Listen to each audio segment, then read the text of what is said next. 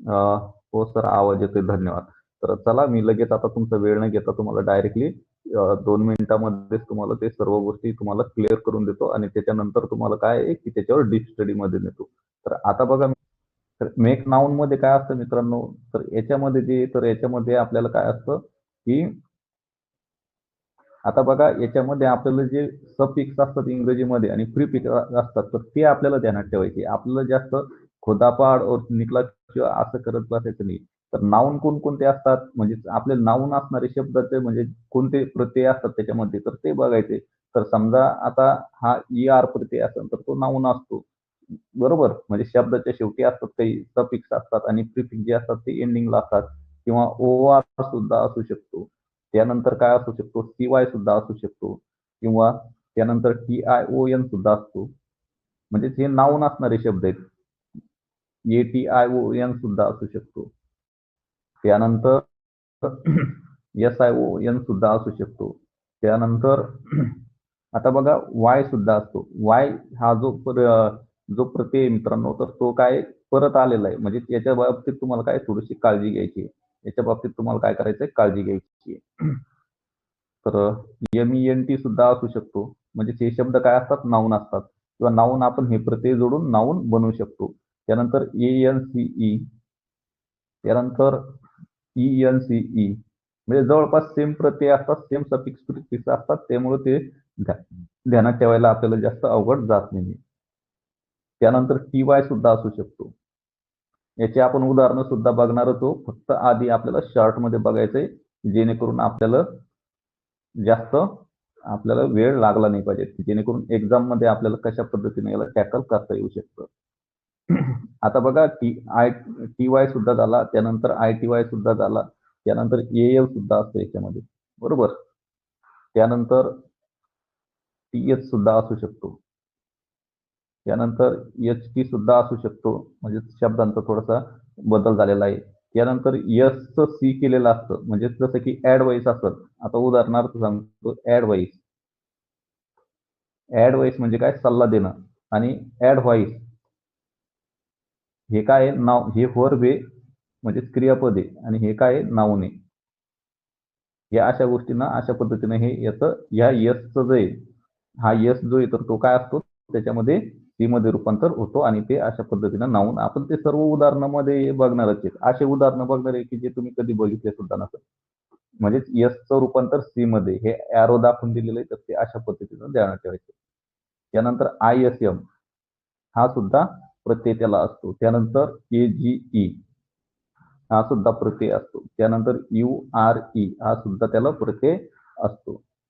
त्यानंतर बघा, त्यानंतर जे येतं ते व्हीचं काय करते, एफ किंवा व्ही जर असेल त्या एखाद्या शब्दामध्ये, तर त्याच्यामध्ये काय बदल करतो आपण, व्हीचा एफ करतो किंवा एफ ही करतो. तर हे झाले मित्रांनो नाऊन. आता याच्यामध्ये परत इरेग्युलर सुद्धा आहेत. म्हणजे त्यांना काहीही इरेग्युलर नाऊन सुद्धा आहेत, इरेग्युलर सुद्धा आहेत, तर ते सुद्धा आपल्याला बघायचे. आधी मी तुम्हाला शॉर्ट ट्रिक सांगतो फक्त.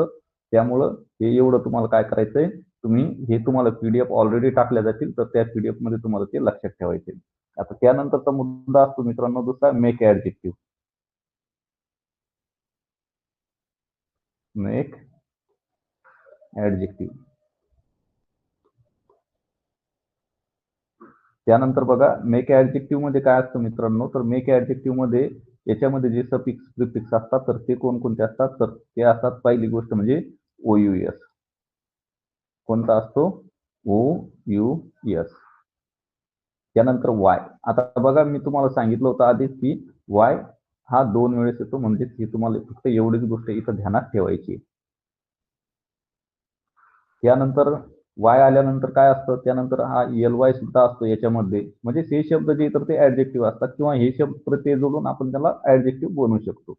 त्यानंतर ABLE, त्यानंतर IBLE सुद्धा असू शकतो.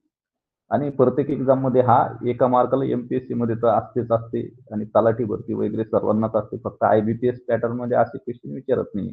तर ते मात्र ते सुद्धा आपण हाय लेवलचं इंग्लिश सुद्धा घेणार आहे, की जसं की एरर असेल बँकिंग लेवलचं ते सुद्धा घेणार आहे. परंतु आधी आपल्याला जे छोटे छोटे शस्त्र आहेत ते काय करायचे, ते आपल्याला हस्तगत करायचे. त्यानंतर याच्यामध्ये फुल सुद्धा असतो म्हणजे FULL. त्यानंतर लेस सुद्धा असतो. त्यानंतर आता बघा लेस आणि नेस या दोन प्रती आहेत. त्या दोन्हीचं तुम्हाला काय आहे की त्याच्यामध्ये तुम्हाला ते समजलं पाहिजे व्यवस्थितरित्या. नेस प्रत्यय कुठं असतो? नेस जर प्रत्यय लागला तर तो नाऊन असतो. तर ती सुद्धा गोष्ट तुम्हाला काय करायची, ध्यानात ठेवायची. ती तुम्हाला मी डिटेलमध्ये तुम्हाला याची उदाहरणं सोडवताना तुम्हाला ते सांगेलच. आता बघा इथं तुम्हाला दिलेलंच आहे. म्हणजेच काय आहे की आता याच्यामध्ये नेस असेल कुठंतरी, याच्यामध्ये EROI त्यानंतर SIO बरोबर TYAL याच्यामध्ये नेस राहिलेला आहे. तर याच्यामध्ये नेस सुद्धा लिहून घ्यायचा आहे. नेस काय असतो? नाऊन असतो. म्हणजे नेस प्रत्यय लागलेला असेल तर तो काय असतो? तो नाऊन असतो. ही गोष्ट तुम्हाला ध्यानात ठेवायची.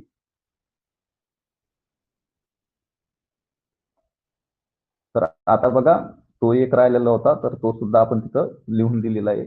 आणि त्यानंतर आता लेस झाल्यानंतर AL झाला, त्यानंतर IVE सुद्धा झाला. म्हणजे IVE सुद्धा प्रत्यय त्याच्यामध्ये असतो. त्यानंतर ENT सुद्धा असतो.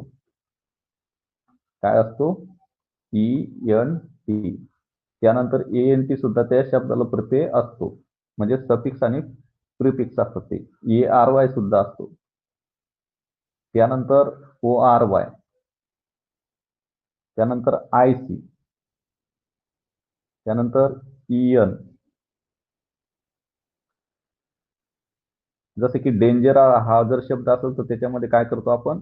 इंडेंजर बनवतो त्याला. म्हणजे काय असतं की EN प्रत्यय लावतो.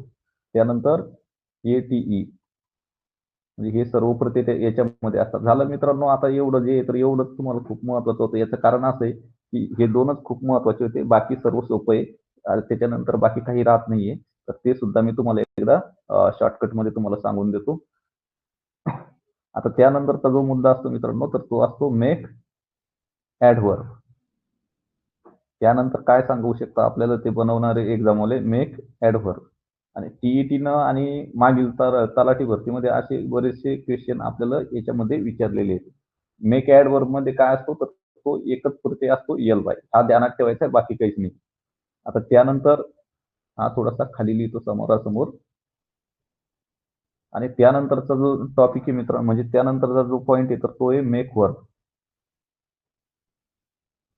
Make verb. आता वर्ब बनवण्यासाठी आपल्याला कोणकोणते प्रत्यय जोडायचे असतात?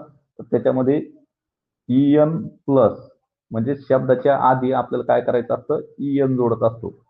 EN याच्या डोक्यात प्लस लिहिलं म्हणजे इन डेंजर असं, बरोबर. त्यानंतर EN मायनस सुद्धा म्हणजे EN जोडतो, पण कधी? शब्दाच्या नंतर. असे हे तुम्हाला ह्या गोष्टी तुम्हाला इथं लक्षात ठेवायचं आहे. त्यानंतर ISC जोडून सुद्धा आपण काय करतो? त्याला वर्ब बनवू शकतो. त्यानंतर IFY. मित्रांनो, आता एवढं जर तुम्ही ध्यानात ठेवलं तर आयुष्यात तुमचा कधी तुम्हाला याचा व्यतिरिक्त तुम्हाला अभ्यास करायचं काम पडणार नाही. तर हाच होतं एवढं याचं लॉजिक. आता आपल्याला याच्यामध्ये डिटेल बघायचे. आता डिटेलमध्ये